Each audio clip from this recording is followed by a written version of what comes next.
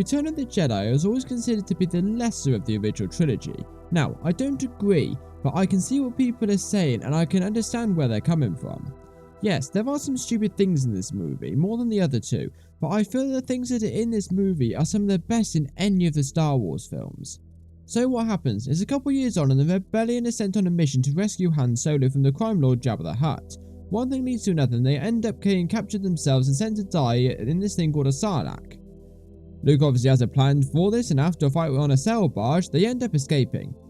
Luke goes to Dagobah where he finds out that Yoda is dying, meanwhile finding out for certain that Darth Vader is indeed his father.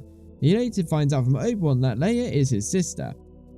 He then joins back up with the rebellion where they find out that the Empire is building another Death Star, but this time the leader of the Empire, the Emperor, will be on it when they attack. They go to the moon the Death Star is orbiting to take out the shield generator ready for the rebel attack to destroy it. Meanwhile, Luke goes to confront his father and is brought in front of his master, the Emperor. After seeing his son being tortured and dying at the hands of the Emperor, Vader kills his master and is brought back to the light. Elsewhere, the shield generator is taken down and the rebellion destroy the Death Star. My biggest issue with this movie though is that there's so many pointless scenes in this film. That could have, there's so many scenes in this movie that could have been taken out and you would have missed nothing. The scene where Luke and Han are fighting Jabba the Hutt's forces above the Sarlacc, you can skip that entire scene and you wouldn't miss anything. There's nothing of substance in that scene. Another thing that you could take out is Luke going to Dagobah to see Yoda. It's just reinstated what we've already been told, and it's just there to convince Luke, which isn't really needed. And all you need is just Obi-Wan to later on tell him that Leia is his sister, and that scene is then therefore pointless. I'll tell you what could have been changed and what I think would be better. After the Rancor battle, Luke heads back to the Rebellion capital ship, where he senses a disturbance in the Force and goes to meditate. And as he does, he gets visited by Obi-Wan's ghost, and that's where he finds out that Yoda is indeed dead. Luke then asks Obi-Wan about Darth Vader and confirmation there about Vader being his father, and Obi-Wan then tells Luke about Leia. How much more better would that have been? This would have shown Luke being able to use the Force in new ways and add new things to the lore. And as well, it wouldn't have taken so long because he wouldn't have needed to go to the Rebellion ship later, and he would have been on the capital ship where the brief on the Death Star would have taken place. On the topic of scenes being changed, the scene with Jabba the Hutt, you don't even really need to see him at the start.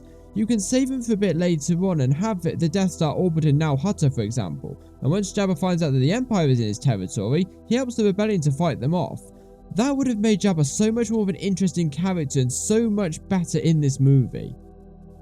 However, even though there are some stupid scenes in this movie, I overlook them because the rest of it is so deep and gritty and I enjoy it in that regard. Everything between Luke, Vader and the Emperor is some of the best scenes I've ever seen in any Star Wars movie. As soon as the Emperor greets Luke, he takes off his handcuffs because he knows there's nothing that Luke can do and he wants him to know that. Also, the guy that got to play the Emperor, Ian McDermott, is perfect. He captures the art of a villain's master absolutely flawlessly.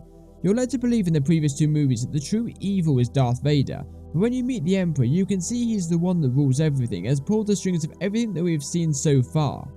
He plays the part of being an evil mastermind perfectly, and when you see him interacting with Vader, you can tell he knows what Vader is thinking even if Vader doesn't say it. He has that, he's got that much of a leash on him that he can tell that. He's that in tune with the Force. It's the first time in this movie that we can see this big bad villain of Darth Vader that we've known from the previous two movies start to crumble because he now has someone to answer to.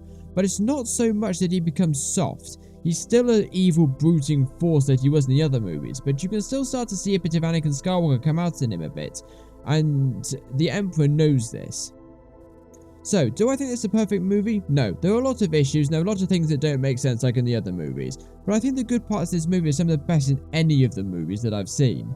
The VFX were groundbreaking and so much better than before. However, some of the effects and the CGI, some of them you can tell are done with green screen and CGI, and some of them really don't hold up anymore. But I still stand by what's good in this movie is better than any of the others.